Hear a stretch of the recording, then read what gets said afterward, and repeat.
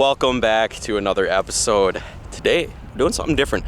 Something I really haven't done a whole lot on this channel yet. We're going pike fishing. Now we're in a harbor that we can also catch trout in steelhead in. So we might end up getting like a bonus trout or a bonus steelhead, but basically the main target species today is going to be pike. Got the shack set up behind me. We're actually gonna try jigging for some of these pike. And I also got two iFish Pros along this rock wall here. My buddy, he's got two jaw jackers set up kind of along the docks here too as well. We're using big shiners today. We're gonna see what we can make happen. Very warm out today. As you can tell, we're in a sweatshirt, no gloves right now. It's pretty mild out. It's like 37 degrees right now. As you can tell, if you can see the ice behind me, there's some water on top of it. So some of the ice is kind of taking a little bit of a hit, but we're hoping that doesn't affect the fishing too much. We're actually hoping it kind of makes it better. Hopefully we can find some of these long fish today. If we do end up getting one that we can keep, what we're gonna do is we're gonna do a little catch and cook for you guys. I saw Jay Siemens do a video a little while ago on Northern Pike catch and cook, and we're gonna try doing something similar to that. So hopefully you guys enjoy this one. If you guys are new here, please go down, smash the subscribe button down below. Hopefully things get saucy today. Let's go ahead, get some iFish Pro set up, get in the shack, and start jigging. Stay tuned. This is an iFish Pro. The rod we're gonna be putting on this iFish Pro today is a lamplighter from Della. This is a medium action rod. Della sent this over to me, said it was a perfect iFish Pro rod. Not 100% sure if it's the proper rod to use for pike, but we're gonna put it to the test today. These rods have an awesome backbone and that super sensitive tip that allow you to fight some of these bigger fish. The first thing you want to do when you're setting up these iFish Pros is check the depth. That bobber stop is pretty much just touching the water when we're on the bottom. Lift it up about a foot and just move that bobber stop to where I want it. So that bait will now sit about a foot off of bottom. So now we're set. Hooking your shiner, hooking your bait's kind of personal preference. I always kind of like to go right behind the dorsal fin. Just hook them really lightly, not that you're going too deep that you kill him, but just enough where he's still able to hang horizontally and swim around down there. Nice heavy split shot to get him down, and then all you're gonna do is let your line down the hole here. Then we're just gonna go ahead and take this red clip, put it through the red loop that's included, and we're gonna set that on the low setting. That way if something comes up and grabs it, it's gonna pull this mechanism, the flag's gonna go up, and you're gonna be able to come over here and fight this fish on your own rod. So that's the kind of the cool thing about using an iFish Pro like this. Those pike are hopefully gonna come up, eat that thing, and we're gonna come over here and catch them. So hopefully it works out.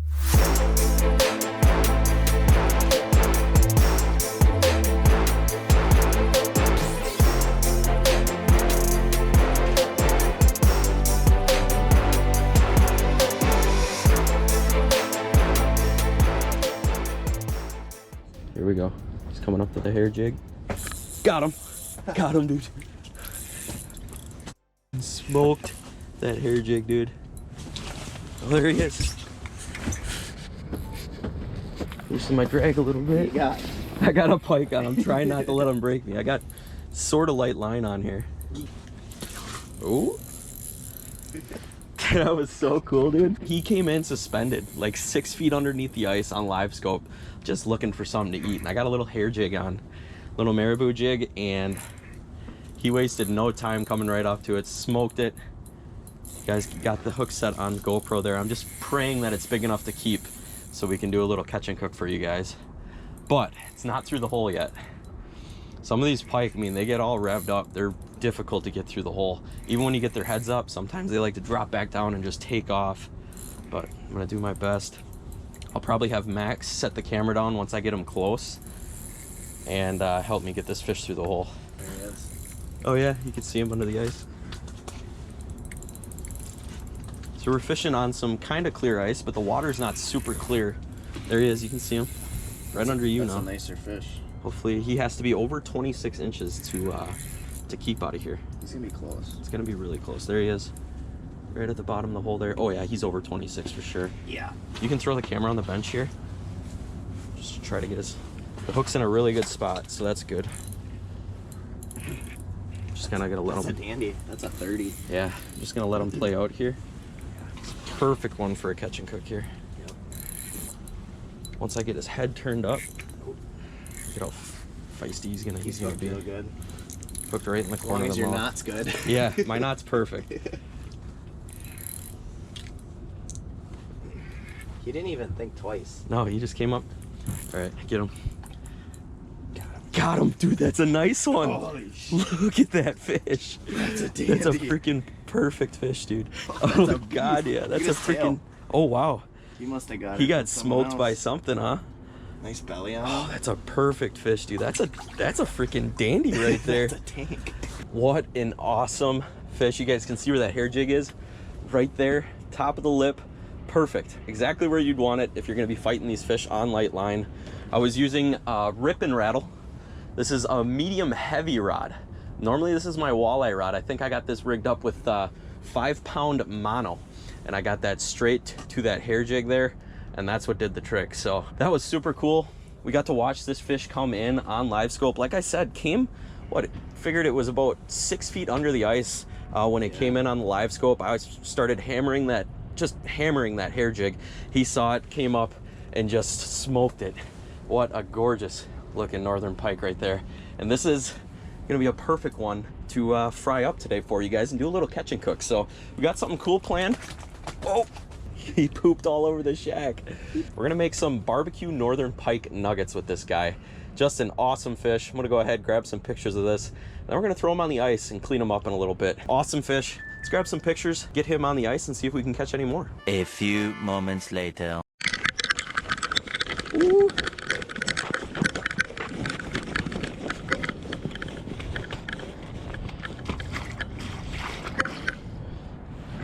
It moved the whole thing here. Yeah, we definitely got something on. Really? Yeah. What do we got? I don't know. I got him though. Loosen the drag a little bit. What do you think it is? Whoa. Probably another pike. What if it's Feel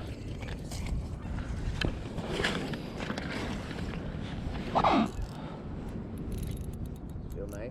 yeah, it doesn't feel huge.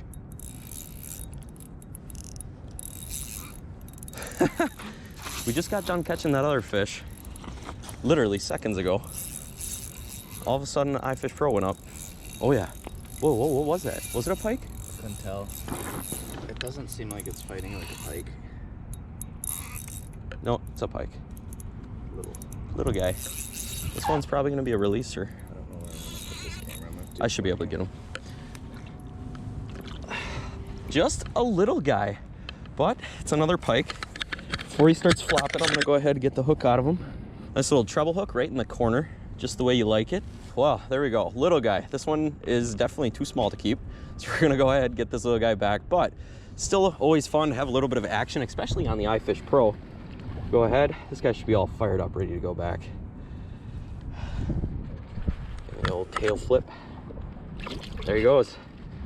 That right there will be a 30-inch fish, maybe a year or two. So always release those smaller fish. Here you're actually required to, if you're gonna keep a fish in this area that we're fishing right now. If you are familiar with this area, I'm not gonna say what it is, but if you're familiar with this area, you know that that fish has to be over 26 inches to keep. So that one's back in the water. We're gonna go ahead and get another shiner put on this rod here, and we're gonna keep fishing. So far, I mean, that's 2 fish in the last 15 minutes there. So maybe we'll have a little flurry of action here before we go ahead and start cooking some fish up. So let's get a shiner back on this and keep jigging. All right, well, it has been a little bit.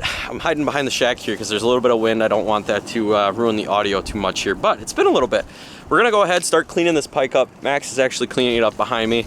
I don't wanna show too much of that just because I know YouTube doesn't like blood, but I'll show you the kind of finished product once we get it cleaned. Pike can be a little difficult to clean. There's Y bones in them, so you kind of have to work around those Y bones, get as much meat as possible that you can of boneless meat off that fish.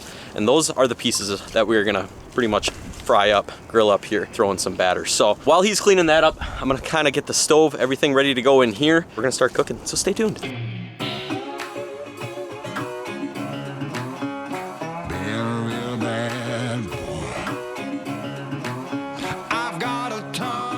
Here we have our pike nuggets. So this is what we're gonna wash up in the hole here, and then we're gonna get them dipped into some fish breading so we can bread those guys up. Basically, to wash these fish nuggets up, we're just gonna toss them in the hole here, give them a good little rinse, clean them off a little bit, make sure they're good and rid of any blood, excess scales that are left on there. Just kind of get them cleaned up a little bit. So that's what I'm gonna do here. Let's go toss them in the breading, and then we'll check on our oil. Just gonna toss them in this bowl here with this Andy's fish breading. Got 4 pieces. I'm gonna go ahead, toss the cover on this, and just give it a good shake. Go back and forth. Get that fish nice and coated. There you can see our fish nice and evenly coated. exactly how you want it before you throw it in the oil. We're gonna wait for our oil to heat up a little bit more, and then this stuff is gonna be ready to toss in there.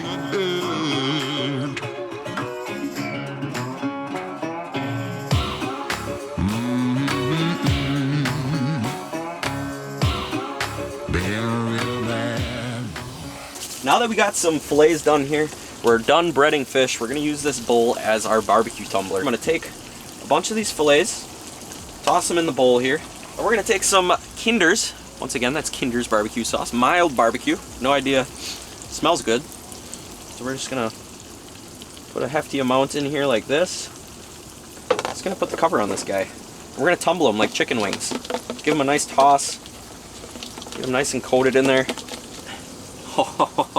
Take a look at that.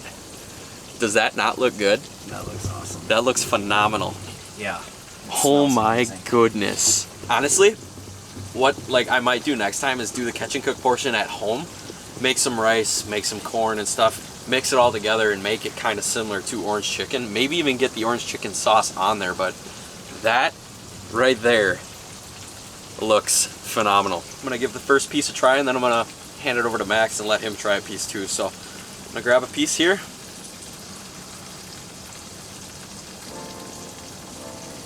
Bro, oh my goodness. I gotta have another piece. That was good. I don't even know how to explain it. It's like, you can't necessarily taste the pike, but the barbecue sauce isn't overwhelming. But you can tell it's fish just by the texture. But it's really good. I'm definitely gonna be trying that again. This time, or the next time I do it, I think I'm definitely gonna try it with some rice. Just because, I mean, wouldn't that look good on top of a mound of rice?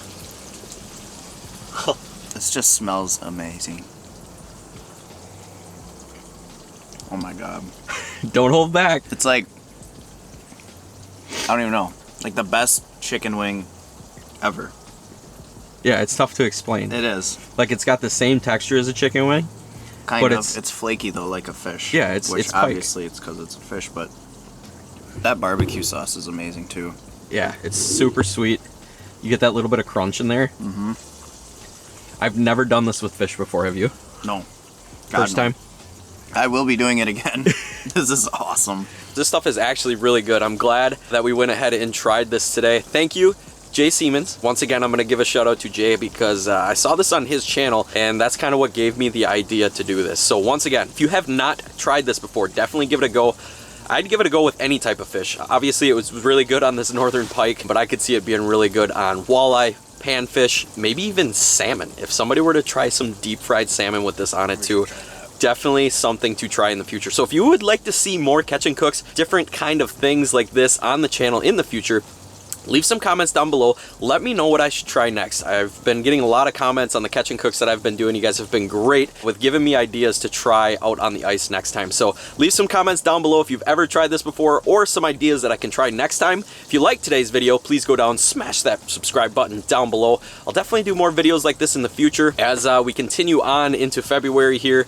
We're kind of in that late ice stage now where, you know, we're gonna be grinding it out on late ice and hoping for the best, but as soon as the ice starts to lift off the Fox River, I'm really starting to plan on getting out there to do some walleye fishing on the open water. So with that being said, I'm also going to be running walleye trips on the Fox River this spring. So if you're interested in booking a trip on the Fox River with me, I'll leave a link down below to my Facebook page where you can go there, book a trip if you would like to. We'll definitely have a lot of fun if any of you want to go out on the Fox River and do some walleye fishing. So I'll leave that all listed down below. Other than that, as always, keep living your dream, and we'll catch you on the next video. Peace.